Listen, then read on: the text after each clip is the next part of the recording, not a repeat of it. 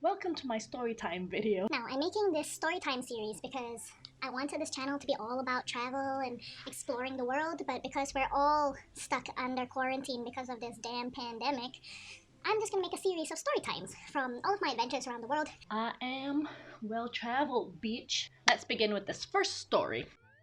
Subscribe! So about 2 or 3 years ago, I went on like a weekend camper van getaway up in the Highlands. We rented this van and it had like all the kitchen and cooking stuff, whatever, and we just drove all around the Highlands. I must say that the Scottish Highlands is one of the most beautiful places in the world. In the world. You have to, at least once in your life, go and travel up north in Scotland. It's like a fantasy land. Like, you would think that it was all CGI, but you're seeing it with your own eyes. It's so beautiful. On our second night of this trip, we parked our camper van by the side of the road where there was like this flattened patch of grass where I think a lot of camper vans have actually parked in, and it was like right next to a huge bridge in Loopable. It's quite a famous bridge. I don't remember what it's called, but I'll put a photo here.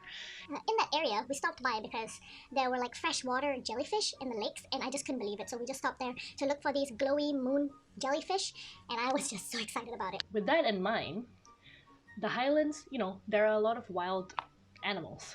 There's the jellyfish, there are birds, and there are also deer. I'd like to preface this fact about the wild deer with the fact that I didn't know anything about deer. My knowledge of these stoic creatures were very slim.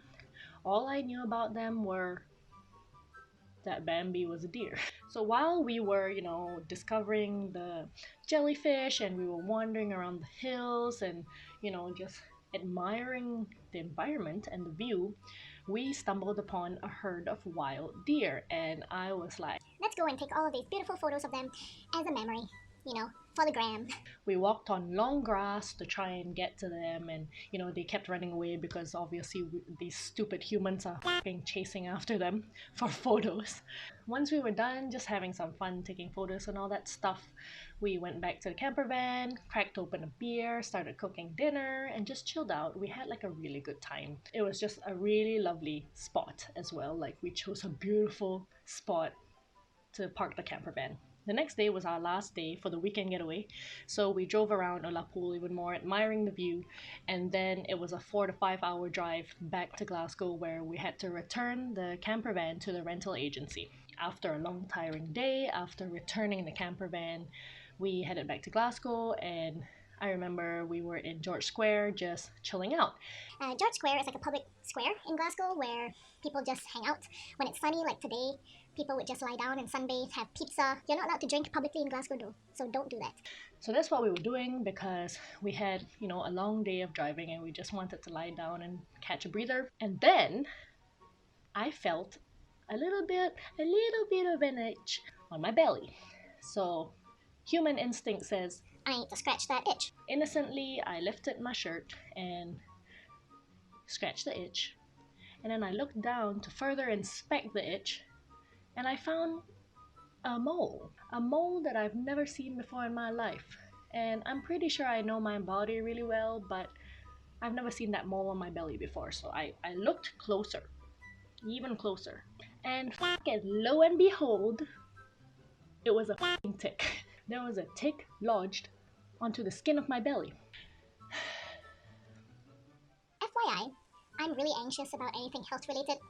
I grew up always falling sick. I had all the illnesses in the book.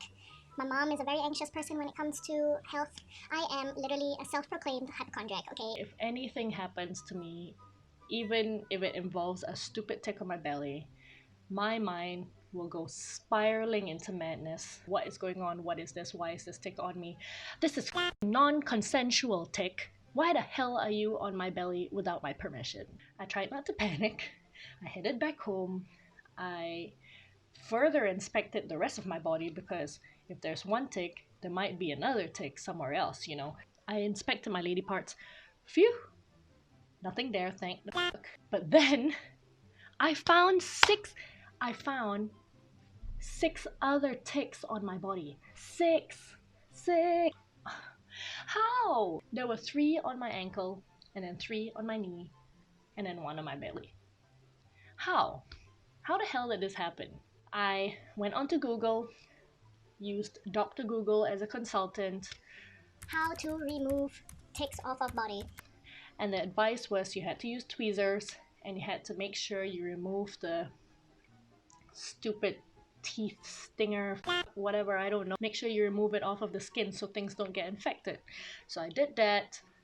I washed all of the locations that got bit. I sterilized them, everything, because I was that paranoid. And that was that, right? Wrong. I went on to Google again. What are the risks of tick bites? And then I find out that ticks carry Lyme disease. I was reading more info about this, and I find out that it's the deer ticks carry Lyme disease. Oh my god, how stupid am I to chase after these fucking deers just for a fucking photo. After reading even more about it, I find out that 50% of people might get Lyme disease if they get bitten by ticks. So what are the chances that I would get it? Literally 50-50. And I was just hoping that I was in that 50% that wouldn't get it. Bury this anxiousness in the back of my mind, and I continue the rest of my days living my life. After a few weeks, I did not show any main symptoms. One of the main symptoms is where you got bit, you would get like a halo around it. And I didn't have any of that. I didn't have any of that on my legs or on my belly. So I thought, okay, cool, I'm in the clear, right?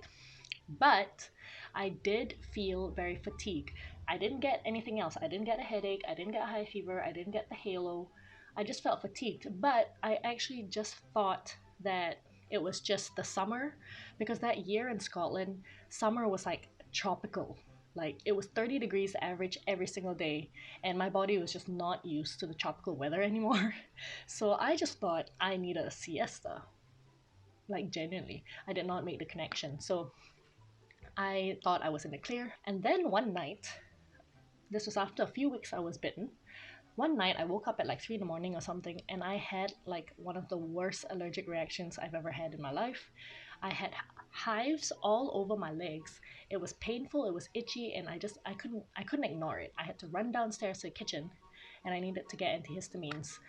At that time I was texting one of my best friends who's a doctor, and she was like, get the antihistamines, that will, that will remove all the itching and that will help you feel more comfortable and stuff.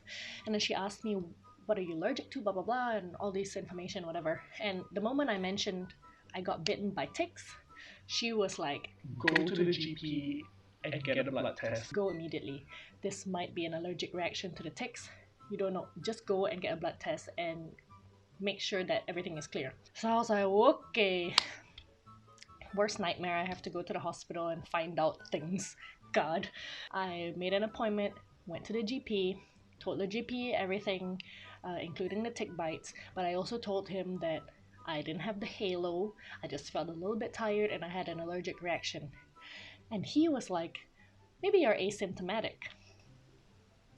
Asymptomatic? Fuck. Let me read you what it says here, okay? According to the Center of Disease Control and Prevention, 70 to 80% of people infected develop a bullseye-shaped rash 3 to 30 days after being bit. At this point, it would have been almost a month since I got bit by ticks, and I didn't have any of these symptoms. So, aren't I a lucky little person not showing symptoms of Lyme disease?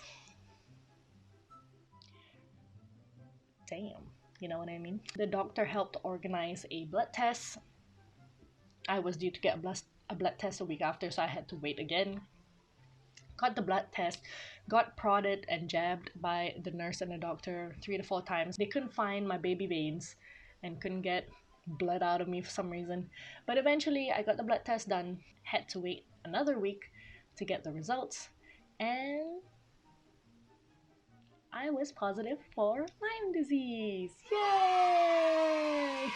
The good thing is, after I was diagnosed with the Lyme disease, I got my round of antibiotics. It was like over a month long, and I'm very sure that that has cleared the Lyme disease, because I felt, after taking the antibiotics, I suddenly felt like I had so much energy afterwards. Like the fatigue was real. I just didn't realize that I was feeling it because of the disease. I actually genuinely thought it was the weather, which is so stupid of me.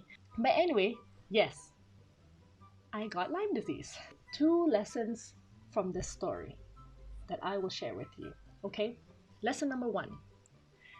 If you're going to the Highlands and you're gonna do a hill walk or wander around in grass or whatever it is, don't be stupid like me. Do not wear ankle socks. Like, do not expose your skin to the outside world. I was wearing ankle socks and leggings and walking shoes that weren't high cut. So I think that's how the ticks got onto my body in the first place. I feel violated. It was totally non-consensual. You 7 ticks. Fuck you, man. Make sure you cover your whole body and just protect your skin, okay? Lesson number 2. If you see a herd of wild deer, leave them the fuck alone. Don't risk getting Lyme disease for the grams. It's not worth it. Okay, it's not worth it. The amount of anxiety that I had during the time that I contracted this Lyme disease just was not worth it. Okay, not worth it. Just leave Bambi alone. Anyway, I hope you enjoyed the story time. I have a lot of stories that I could tell from my travels from around the world. So I'd really like to share them with you at this time, and hopefully it's entertaining. Hopefully you have some fun learning a little 1 or 2 things from my experiences, and hopefully you have a good laugh as well. Hope you're staying safe, healthy, sane during this quarantine, and I will see you later. Bye!